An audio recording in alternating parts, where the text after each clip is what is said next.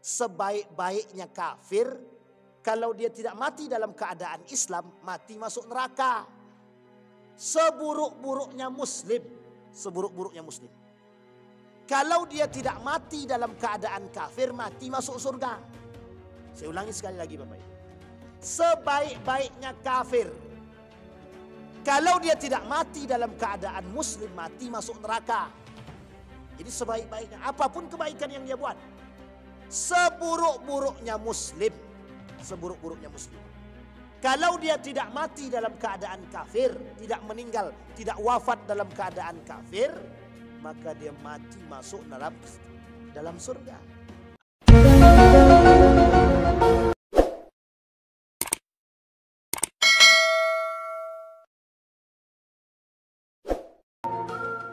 Bismillahirrahmanirrahim. Assalamualaikum warahmatullahi wabarakatuh. Alhamdulillahi rabbil alamin. Alhamdulillahilladzi arsala rasulahu bil huda wa dinil haqq liyudhhirahu 'alad dini kullih wa kafa billahi syahida. Ashhadu an la ilaha illallah wahdahu la syarika lah wa ashhadu anna Muhammadan abduhu wa rasuluh la nabiyya ba'd. Allahumma salli wa sallim wa barik ala hadzal nabiyyil karim. Allahumma salli ala Muhammad wa ala ali Muhammad fil alamin innaka Hamidum Majid. Ya ayyuhalladzina amanu taqullaha wa qulu qawlan sadida yuslih lakum a'malakum wa yaghfir lakum dhunubakum wa man yuti'illaha wa rasulahu faqad faza fawzan 'azima. Puji syukur kehadirat Allah dengan mengucapkan alhamdulillah rabbil alamin, bersalawat kepada Nabi dengan mengucapkan Allahumma salli ala Muhammad wa ala ali Muhammad fil alamin innaka Hamidum Majid. Bapak Ibu sekalian yang berbahagia, mudah-mudahan Allah berkahi, Allah sehatkan, Allah kuatkan, Allah limpahkan rezeki, husnul khatimah dan istiqamah dalam kebaikan insyaallah. Untuk orang tua kita yang telah mendahului, Allah tempatkan di tempat terbaik di sisinya, Allah terima amal ibadahnya, Allah kumpulkan bersama orang yang saleh. Dan untuk orang tua kita yang masih hidup, Allah sehatkan, Allah kuatkan, Allah limpahkan rezeki, Allah anugerahkan anak-anak yang saleh dan salihah. Dan insyaallah kita semua dianugerahkan oleh Allah keluarga yang sakinah, mawaddah warahmah. Amin ya rabbal alamin. Kita akan coba bahas satu pondasi yang kuat bagi umat muslim itu sendiri, yang kalau ini ditinggalkan yang akan merusak semua. Al-kabiratu ar-rabi'atu, dosa besar yang keempat, fi tarkis salati, dalam meninggalkan atau sengaja meninggalkan salat. Bapak Ibu sekalian yang berbahagia, Imam Az-Zahabi dalam kitab ini menukil satu ayat yang Allah berkata, fa khalafa min ba'dihim khalfun adha'us salata wa taba'us syahawat fa sawfa yalqauna ghayya illa man taba wa amana wa amila salihah. Kata Imam Az-Zahabi menukil daripada ayat yang Allah sampaikan dalam Al-Quran, kata Allah, ada orang-orang yang keluar daripada jalur, yang menentang Allah, yang tidak taat kepada Allah. Khalfun adha'us salah, mereka adalah orang-orang yang meninggalkan solat. Adha'u di sini ulama mengartikan, kata Ibnu Abbas, laisa ma'nan adha'uha tarakuha bil kulliyah walakin akharuha an awqatiha. Arti adha'u bukan berarti meninggalkan, kata Ibnu Abbas, tapi takhirus shalah, mengakhirkan salat. Judul kita tadi adalah dosa besar yang keempat itu adalah meninggalkan salat. Meninggalkan salat. Dalam poin ini, persoalan ini Imam Az-Zahabi menukil ayat tadi. Kata Imam Az-Zahabi, Kemudian diperkuat oleh Ibnu Abbas. Ada kalimat di dalam ayat tersebut, adha'us shalah. Orang yang keluar daripada jalur ketaatan kepada Allah, satu di antaranya adalah adha'us shalah. Adha'us shalah, ikhtalafal ulama ala ma'nan hadhihi. Para ulama berbeda pendapat dalam maksud adha'u. Yang satu mengatakan taraku. Yang satu mengatakan adha'u itu artinya meninggalkan. Yang satu lagi mengatakan akhiru atau ta'khirus shalah. Bapak Ibu sekalian yang berbahagia. Pada makna yang pertama, adha'u diartikan sebagai meninggalkan salat. Maka kata Allah, barang siapa yang meninggalkan salat wattaba'us syahawat dan dia mengikuti syahwatnya, fasaufa yalqauna ghayya. Illa man taba wa amana wa amila salihah. Mereka akan mendapatkan ujian dan azab dari Allah kecuali mereka bertaubat. Illa man taba, bertaubat, wa amana dan beriman, wa amila amalan salihah dan melakukan perbuatan yang baik, yang saleh. Tapi kata Ibnu Abbas, itu bukan berarti meninggalkan, tapi lebih tepatnya ta'khirus shalah, mengakhirkan salat. Apa maksud mengakhirkan salat? Disebutkan di sini. Wa qala Sa'id bin Musayyab imamut tabi'in rahimahullah, wa huwa adla yusalli zuhra hatta ya'ti al-asr. Dia tidak melaksanakan salat zuhur sampai mendekat waktu asar.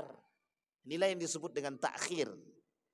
Yang oleh Ibnu Abbas diartikan adha'u, bukan taraku. Berarti kalau diartikan dia ta'khirus shalah, masih sholat dia. Tapi kalau diartikan meninggalkan, berarti sama sekali tidak sholat. Dan ini berbeda. Yang mentakhirkan sholat saja, para ulama mengatakan yang mendapatkan ancaman yang pedih dari Allah. Apalagi yang meninggalkan sholat. Di dalam ayat yang lain, Allah berkata, kata Allah dalam firman-Nya, "Ma salakakum fi saqar? Lam nakum minal musallin wa lam nakun nut'imul miskin." Mengapa kalian masuk dalam neraka sakar? Kenapa kalian mencari neraka sakar? Kalimat salaka itu diartikan mencari, masuk sama. Kenapa kalian mencari neraka sakar? Kenapa kalian masuk ke dalam neraka sakar? Lam nakum minal musallin. Lam nakum minal musallin. Kami tidak salat. Lam naku walam naku nut'imul miskin. Kami tak memberi makan orang-orang miskin. Kita tak bahas miskin dia, tapi kita bahas salatnya. Kata Ibnu Katsir dalam tafsirnya mengatakan yang dimaksud dengan masuk ke dalam neraka sakar atau mencari neraka sakar, laisa bitarkiha bil kulliyah, bukan meninggalkan, tapi ta'khirus shalah, kata Imam Ibnu Katsir. Jadi menurut Ibnu Katsir dalam tafsirnya, yang yang disebut dengan masuk neraka sakar ini orang yang mengakhirkan salat, bukan tidak salat. Kalau tidak mengakhirkan salat saja masuk neraka sakar, kira-kira bagaimana kalau meninggalkan salat? Nah, jadi ini kata Ibnu Katsir. Berkata Imam Wahbah Zuhaili dalam tafsirnya Al-Munir mengatakan, orang-orang yang meninggalkan salat akan dimasukkan dengan sengaja, akan dimasukkan ke dalam neraka sakar. Masukkan ke dalam neraka sakar. Artinya kalau dimasukkan ke dalam neraka sakar, mereka akan mendapatkan azab daripada neraka tersebut. Ini ikhtilaf para ulama dalam memaknai apakah neraka sakar ini untuk orang yang meninggalkan salat atau yang dimaksud di situ adalah ta'khirus shalah. Sebelum panjang, kita coba perjelas dulu. Jadi Bapak Ibu, poin dalam persoalan dosa besar meninggalkan salat ini ada beberapa hal. Satu, orang yang sengaja meninggalkan salat amdan. Meninggalkan salat sengaja. Ini ada nih Pak yang tak mau sholat tuh ada. Yuk sholat ya. Udahlah bapaknya lah sholat, kami tidak usah sholat. Ada yang begitu Pak, ada yang memang tak mau sholat tuh ada. Memang ada yang tak mau sholat. Yang kedua, ada orang yang meninggalkan sholat tapi terpaksa atau ada uzur. Nah, nanti kita coba lihat satu-satu. Yang ketiga, ada orang yang melalaikan sholat. Melalaikan sholat juga ada dua. Ada yang sengaja melalaikan sholat, ada yang memang takhirus sholat karena sebab, bil asbab. Yang keempat, ada orang yang mengingkari kewajiban sholat. Nah, ini penting untuk dipahami Pak. Mengingkari kewajiban sholat. Dan ini posisinya beda-beda. Kita coba yang pertama. Ada orang yang meninggalkan sholat amdan. Sengaja meninggalkan sholat. Dia memang tak mau sholat. Sholatlah. Tidak. Bapaknya dulu lah, nanti kami sholat tuh. Ada orang begitu Pak. Kita ajak sholat, dia bilang nanti aja. Duluan aja. Pertanyaannya mengapa dia tidak sholat? Satu, malas. Yang kedua, ada alasan Pak. Aku belum suci untuk melaksanakan sholat. Sekarang pertanyaannya kalau alasannya aku belum bersih, aku belum suci untuk melakukan sholat, kira-kira sampai kapan kita tunggu biar suci? Ya tidak akan suci-suci Pak. Karena sholat itu untuk mensucikan diri. Kalau kita tunggu suci dulu, kapan kita sholat? Nah, ini poin penting nih untuk kita pahami. Jadi ada orang sengaja meninggalkan sholat. Nah sekarang Bapak Ibu sekalian yang berbahagia. Apa kata Allah dalam Al-Quran? Ya ayyuhalladzina amanu la tulhikum amwalukum wala auladukum an dzikrillah. Wa may yaf'al dzalika faulaika humul khasirun, kata Allah. Kalimat an dzikrillah, jangan kalian lalai akan mengingat Allah. Lalai akan mengingat Allah. Kalimat ini bisa menyebabkan seseorang hancur, larut dalam kehancuran. Ya ayyuhalladzina amanu, hai orang-orang beriman, la tulhikum.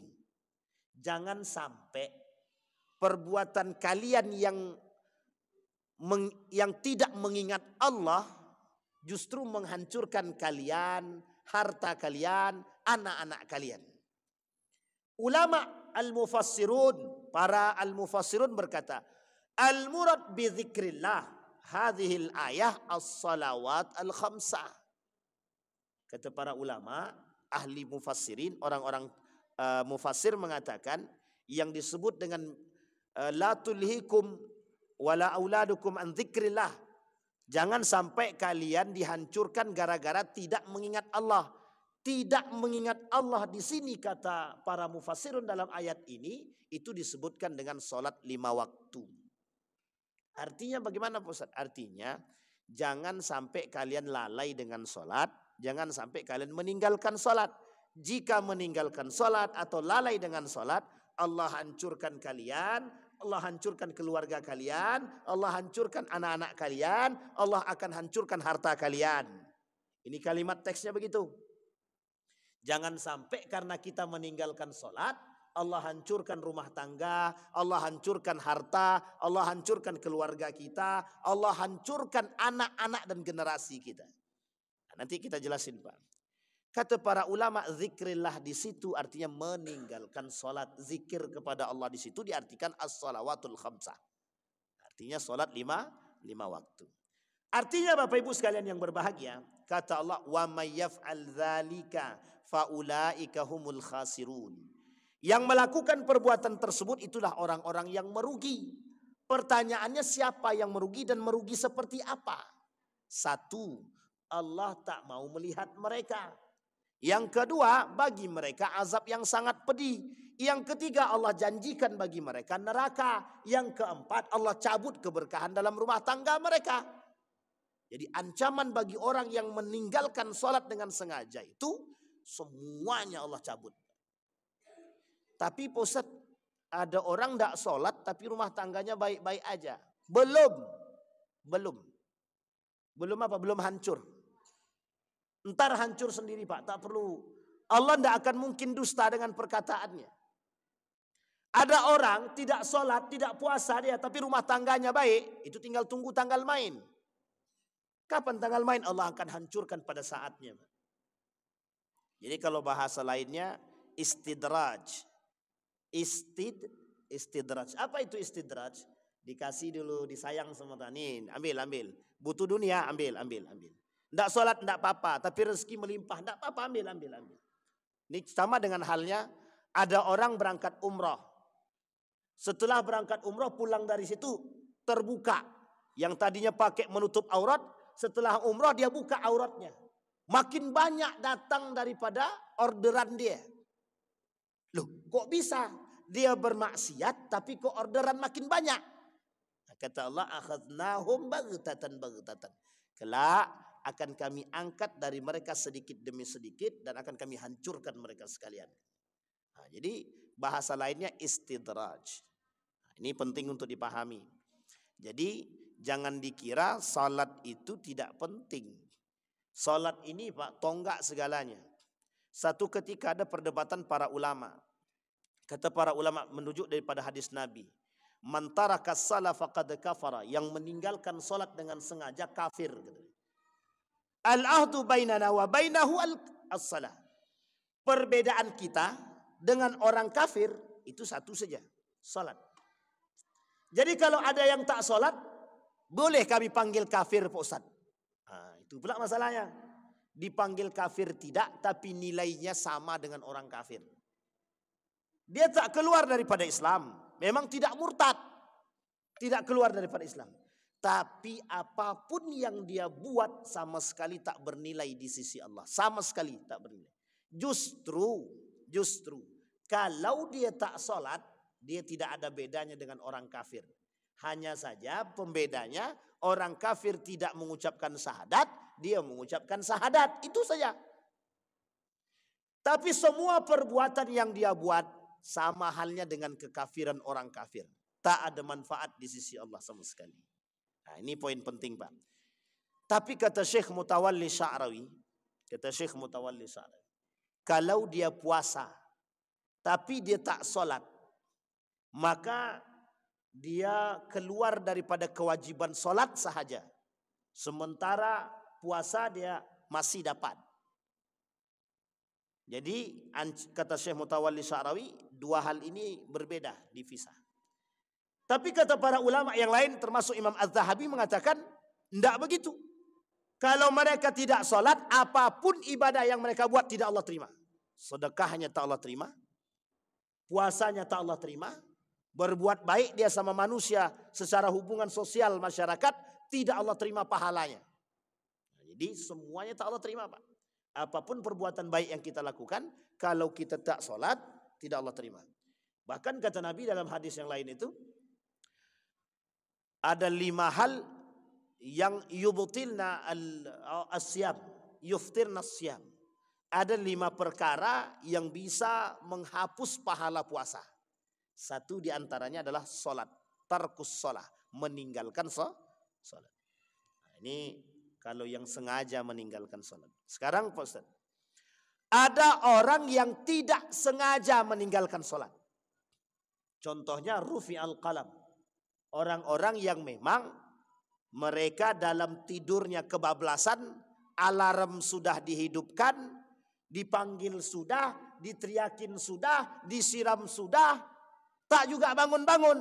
Nah, berarti Bapak Ibu perlu tengok mati atau tidak orang tuh. Nah, takutnya tak bangun-bangun mati dia, disiram air sudah, alarm besar, tak juga hidup. Itu perlu son horek di telinganya itu.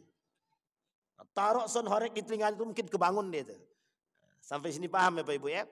Ada orang yang tidur kebablasan, alarm sudah dihidupkan. Tiba-tiba tetap terbangun. Terbangunnya jam 8 atau jam 9 pagi. Dan dia belum sholat subuh. Padahal alarm sudah dibangunkan sudah, tapi tetap tidak terbangun. Maka yang seperti ini Pak disebut dengan rufi al-qalam. Dia posisinya adalah sampai dia terbangun. Maka kata para ulama, kalau dia bangun jam berapapun dia bangun, langsung sholat. Jam berapapun. Pertanyaannya adalah, orang yang terbangun sholat subuhnya jam 8 karena baru bangun atau baru terbangun. Alarm sudah, dibangunkan sudah tapi tak bangun. Tapi baru terbangun di jam 8. Baru langsung sholat dia. Kira-kira salah apa tidak? Salah apa tidak Bapak Ibu? Ini tak ada suara nih. Salah apa betul? Salah tapi tak berdosa. Salah tapi tak berdosa. Maksudnya bagaimana? Perbuatan bangun jam 8 sholat subuh itu mesti salah. Tapi kalau dia tak sengaja terbangun jam 8, alarm sudah hidup, ya dia tak dapat dosa. Itulah yang disebut dengan ma'fu anhu. Dimaklumi, bukan dimaklumi, diampuni oleh Allah. Wa in taba, kalau dia bertobat kepada Allah mengakui kesalahannya, maka Allah ampuni dosa dia. Sampai di sini paham Pak ya? Padahal tak berdosa. Sama halnya dengan orang gila. Orang gila sholat ataupun tak sholat, ya orang gila. Bagaimana dia mau sholat sementara akalnya tak sehat? Salah satu syaratnya untuk sholat adalah akal sehat. Kalau tak sehat bagaimana mau sholat? Dan bagaimana bisa diterima sholatnya? Hatta yaqil, sampai dia berakal. Orang gila sampai dia sadar daripada kegilaannya. Sabi hatta yablug, anak kecil sampai dia balik.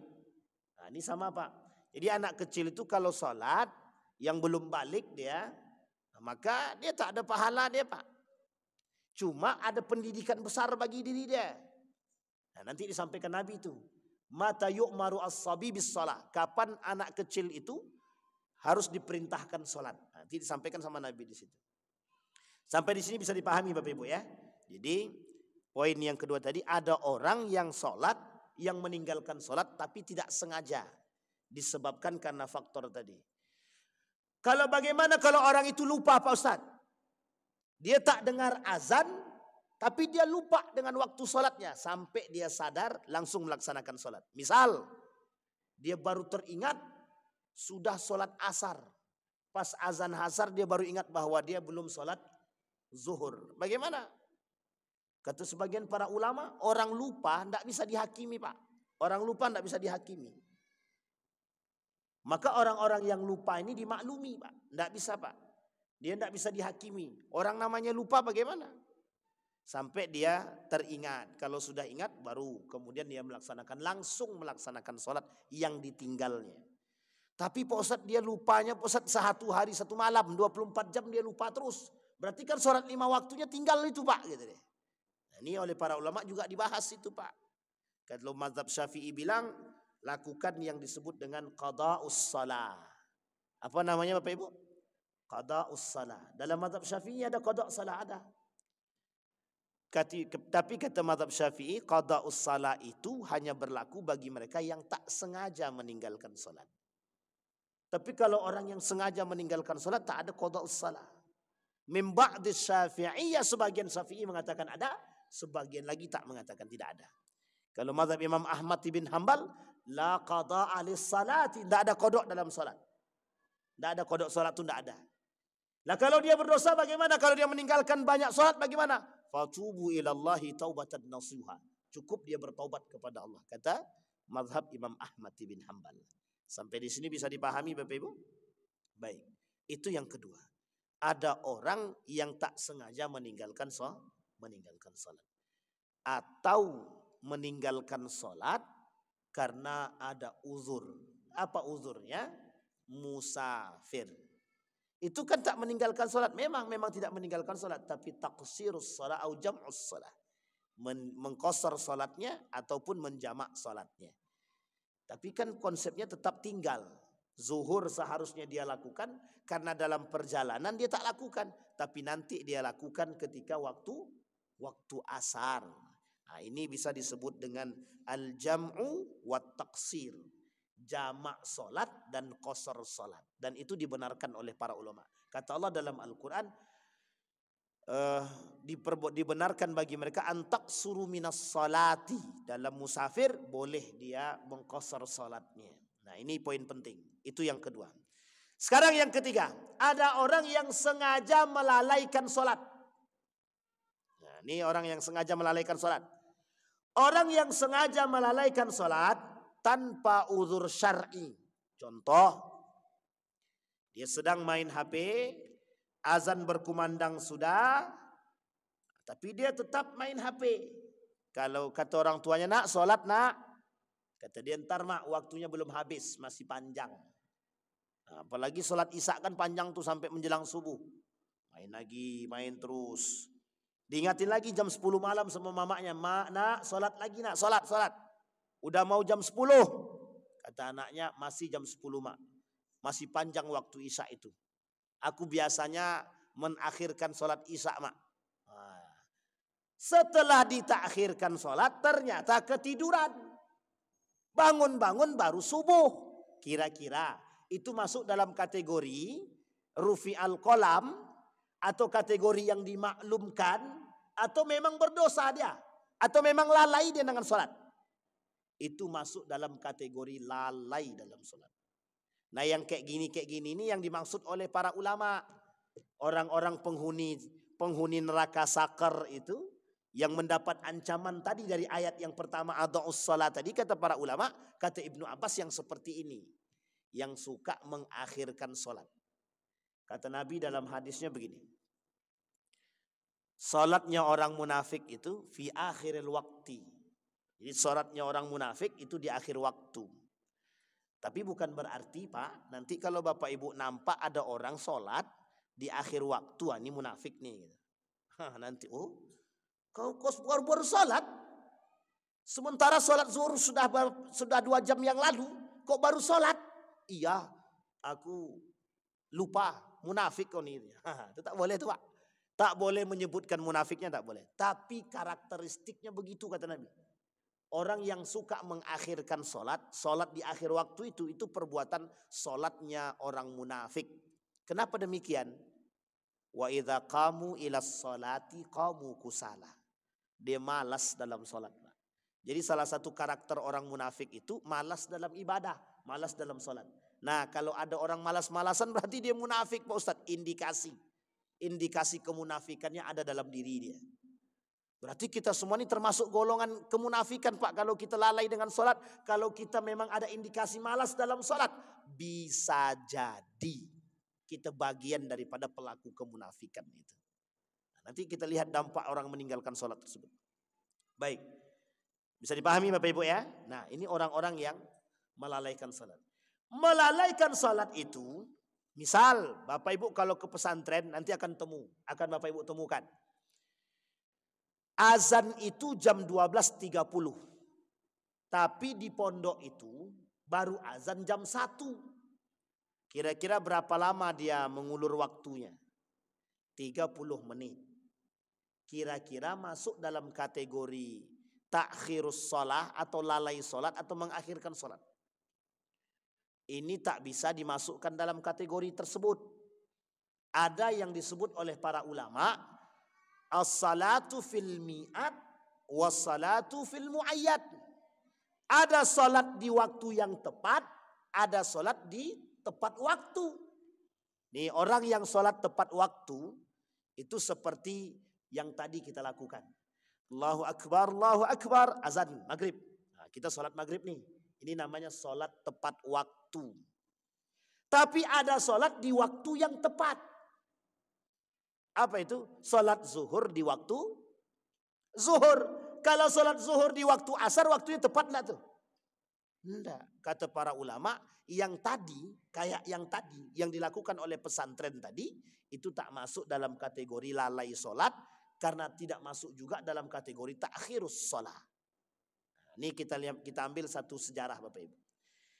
Dulu di Jawa itu, salat asar itu jam 3. Azan asar itu jam 3. Mereka baru kumandangkan asar itu setelah orang pulang dari sawah. Jam 4. Kira-kira masuk dalam kategori lalai salat atau tidak? Nah, ini poin penting. Sehingga ini Bapak Ibu tidak bisa dijadikan satu alasan yang kuat untuk mengatakan apakah ini yang disebut dengan ta'khirus salat atau bukan. Para ulama mengatakan yang disebutkan dengan ta'khirus salat itu begini. Yang disebut dengan lalai dengan salat itu adalah azan berkumandang, dia melakukan perbuatan yang tidak bermanfaat. Nah, contohnya main HP. Contoh yang lain, ya guling-guling, baring-baring. Tak ada manfaatnya memang. Dan ini sengaja untuk mengatakan, entar dululah waktunya masih panjang. Itu sama dengan sengaja melalaikan sholat. Yang kedua kata para ulama, yang tadi. Yang sholat di akhir waktu. Sholat zuhur, selesai sholat zuhur itu jam 15.30. Karena mau masuk waktu asar. Dia baru sholat jam 15.20 atau jam 15.15. Itu jelas munafiknya. Kalau dengan sengaja melalaikannya. Tapi Pak Ustadz, saya mengantar mayat Pak Ustadz. Kami di perjalanan Pak Ustadz, belum sempat kami berhenti mengantar mayat itu. Misal habis zuhur Bapak Ibu, pas azan kumandang nampak ada orang yang kecelakaan. Tiba-tiba Bapak Ibu urus nih jenazahnya nih. Bapak Ibu urus jenazahnya. Sampai ke rumah sakit, tahu-taunya sudah masuk jam 15.25. 5 menit lagi mau masuk asar. Ini tak disebutkan dalam kategori takhirus sholat atau lalai sholat. Tidak disebutkan Pak. Kenapa? Ada uzur syar'i dalam urusan tersebut. Ini pernah dilakukan oleh salah seorang ulama namanya Imam Abu Hanifah. Pernah dilakukan oleh Imam Abu Hanifah. Jadi ketika dia sedang azan berkumandang, dia berwudu siap-siap mau laksanakan sholat zuhur. Tiba-tiba terdengar di kampung sebelah ada yang meninggal dan tidak ada yang bisa memandikan. Pergilah Imam Abu Hanifah tadi, dimandikannya jenazah tersebut. Selesai prosesi semua, tiba-tiba azan asar berkumandang. Apa kata Imam Abu Hanifah? Idzan ajma. Jadi saya jamak aja lah. Tapi itu imam, itu ulama. Kita bukan ulama, jangan coba-coba. Dan itu hanya berlaku pada mereka yang mohon maaf. Takhsisu bil ilmi. Ada pengkhususan karena kealiman dan keilmuan mereka. Dan ada uzur syar'inya. Bukan tidak ada uzur. Kalau tidak ada uzur cuman main HP, cuma memasak, dan lain sebagainya. Bapak Ibu sedang masak, kompor hidup.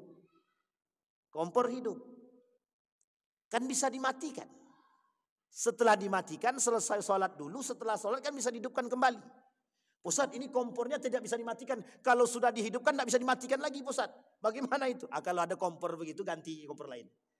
Itu kompor-kompor yang aneh seperti itu. Kalau sudah dihidupkan tak bisa dimatikan sampai masak dulu. Sampai di sini bisa dipahami ya Bapak Ibu ya. Jadi kecuali ada urgensinya. Ada sesuatu yang sangat penting dan urgen yang memang harus menjadi perhatian sebab daripada lalainya seseorang dalam sholat tadi. Nah, ini penting. Yang kedua, yang keempat, ada orang yang sengaja mengingkari kewajiban sholat. Nah, ini seperti Ade Armando. Ade Armando tahu ya Bapak Ibu ya. Kata Ade Armando, Kata Ade Armando, tidak ada dalil kewajiban sholat 5 waktu dalam Al-Quran. Nah, kalau dia muslim tapi dia mengingkari demikian berarti dia munafik. Ini derajatnya beda-beda. Kata para ulama, yang meninggalkan sholat atau lalai dengan sholat itulah yang disebut dengan masuk dalam neraka sakar. Tapi kalau orang yang sengaja meninggalkan sholat bukan neraka sakar Pak. Neraka jahanam. Orang yang sholatnya di akhir waktu masuk dalam kategori munafik. Apalagi orang yang tidak sholat. Sementara orang munafik oleh Allah disebutkan dalam Al-Quran. Fid darkil asfal minan nar. Innallaha jami'al munafiqin. Wal kafirina fi jahannama jami'an. Orang kafir itu, orang munafik itu Allah masukkan ke dalam neraka, nerakanya jahanam. Duluan Pak, jami'al munafiqin wal kafirin. Orang munafik dulu masuk neraka jahanam, baru orang kafir. Apa sebab kemunafikan mereka? Banyak Pak. Salat 5 waktu di akhir terus. Malas-malas dalam salat. Allah dah sebutkan itu. Berkhianat kepada Allah dan Rasulnya. Orang-orang munafik. Bahkan Allah turunkan satu surat khusus. Nama suratnya adalah surat al-munafiqun. Sampai di sini bisa dipahami Bapak Ibu ya. Jadi Bapak Ibu, orang yang meninggalkan sholat dengan sengaja itu sebenarnya kata para ulama, sebagian ulama mengatakan mereka bukan masuk dalam neraka sakar, tapi mereka masuk dalam neraka jahanam. Sejalan kenapa demikian? Kata para ulama, orang yang melalaikan sholat saja, sholat di akhir waktu saja kategorinya munafik. Afqalu alal munafiqin, atau sholatul munafik fi akhiril waktu. Apa tak lagi kalau dia tak sholat. Lah yang melalaikan sholat saja munafik, kalau meninggalkan sholat apa? Maka disampaikan sama Nabi, dipertegas sama Nabi. Faman tarakas salah faqad kafara. Orang yang sengaja meninggalkan sholat, mereka kafir. Dipertegas lagi oleh Nabi, al-ahdu bainana wa bainahum tarikus salah. Faman tarakaha faqad kafara, kata Nabi. Perbedaan kita dengan orang kafir adalah meninggalkan sholat. Berarti kalau mereka meninggalkan sholat, berarti tandanya mereka kafir. Nah, ini juga diperdebatkan oleh para ulama. Kata para ulama, yang dimaksud dengan hal tersebut adalah yang sengaja mengingkari kewajiban sholat, baru bisa dikatakan kafir. Tapi majmu'ul ulama, jumhur ulama mengatakan orang yang meninggalkan sholat dengan sengaja masuk dalam kategori pelaku kekufuran. Nah, apa yang dimaksud dengan pelaku kekufuran itu? Kata para ulama, pelaku kekufuran itu adalah mereka beribadah tapi tak bernilai di sisi Allah karena mereka sama dengan orang-orang kafir. Orang kafir kalau berbuat, misal Bapak Ibu datang ke toko-toko orang kafir. Wih, masih mending Pak, lebih baik kami belanja di toko kafir itu. Barangnya murah, orangnya ramah. Kemudian Pak masuk dalam toko muslim. Masuk toko muslim, sudahlah mahal, wajahnya pun cemberut. Nah, Bapak Ibu pilih mana? Pilih masuk toko mana? Muslim cemberut, kafir tersenyum. Pilih toko mana? Pilih toko muslim cemberut, atau pilih kafir tersenyum. Kalau bisa cari pilihan yang ketiga, muslim tersenyum, bukan muslim yang cemberut. Ini ada contoh lain. Bapak Ibu lebih pilih mana? Masuk rumah sakit non muslim tapi ramah, atau masuk rumah sakit muslim tapi cuek? Nah, ini kan yang sering tersebar. Nah, ini Bapak Ibu saya kasih tahu. Ini gaya berpikir seperti ini adalah gaya berpikirnya orang-orang liberal. Yang terlalu, yang suka mengadu domba, yang suka mendiskreditkan orang-orang Islam. Seolah-olah muslim itu buruk, pokoknya lebih baik masuk rumah sakit Kristen. Di situ kalau masuk rumah sakit itu damai kami, pelayanannya bagus. Masuk rumah sakit muslim tak ada bagus-bagusnya, cemberut aja bawanya gitu. Nah, ini yang seperti ini harus kita lawan juga dan harus diperhatikan baik-baik. Nah, kembali kepada poin tadi Bapak Ibu. Nah, Bapak Ibu sekalian yang berbahagia, kata baginda Nabi Muhammad SAW, persoalan salat ini, kata para ulama, persoalan salat ini persoalan sensitif yang membedakan kita dengan orang kafir. Jadi orang kafir, sebaik-baiknya kafir, kalau dia tidak mati dalam keadaan Islam, mati masuk neraka. Seburuk-buruknya muslim, seburuk-buruknya muslim, kalau dia tidak mati dalam keadaan kafir, mati masuk surga. Saya ulangi sekali lagi Bapak Ibu. Sebaik-baiknya kafir, kalau dia tidak mati dalam keadaan muslim, mati masuk neraka. Jadi sebaik-baiknya, apapun kebaikan yang dia buat. Seburuk-buruknya muslim, seburuk-buruknya muslim, kalau dia tidak mati dalam keadaan kafir, tidak meninggal, tidak wafat dalam keadaan kafir, maka dia mati masuk dalam surga. Nah, ini poin penting Pak. Perbedaannya di mana? Hanya terletak pada kekufuran dan kekafiran saja. Umat muslim bersyahadat gerbang yang mengucapkan la ilaha illallah. Sementara kafir tak, mereka tidak mengakui. Nah, orang yang tidak sholat itu sama dengan orang kafir tadi. Apapun yang dia buat tak ada nilai sama sekali. Nah, maka Bapak Ibu, Maksud kafaro di situ kata Nabi adalah kufur. Apa kufur itu? Apapun yang dia lakukan sama sekali tak bernilai di sisi Allah, tak bernilai di sisi Allah. Tapi berarti kami Ustaz, itu ada tetangga kami Ustaz, rajin dia sedekah Pak Ustaz, tapi dia tak pernah sholat Pak Ustaz. Nah, jadi sholat yang dia tinggalkan itu menghapus ibadah sedekah dia. Secara kemanusiaan dia dapat, tapi secara hukum Allah dia tak dapat sama sekali. Sampai di sini bisa dipahami Bapak Ibu ya. Baik, insyaallah kita lanjutkan di pertemuan yang akan datang. Ada hal-hal yang lain daripada khamsu karamatin wa khamas ta'asar. Ada 5 kelebihan orang yang sholat 5 waktu, rajin sholat. Dan ada juga orang-orang 15 ancaman Allah bagi mereka yang sengaja meninggalkan sholat atau lalai daripada sholatnya. InsyaAllah kita bahas di pertemuan yang akan datang. Mudah-mudahan ada manfaat bagi kita semua. Mudah-mudahan bisa menambah keimanan kita dan tetap istiqamah dalam menjaga salat kita. InsyaAllah kita mati dalam keadaan menjaga salat dan husnul khatimah. Amin ya rabbal alamin. Fa'tabiru ya ulil absar la'allakum tuflihun. Assalamualaikum warahmatullahi wabarakatuh.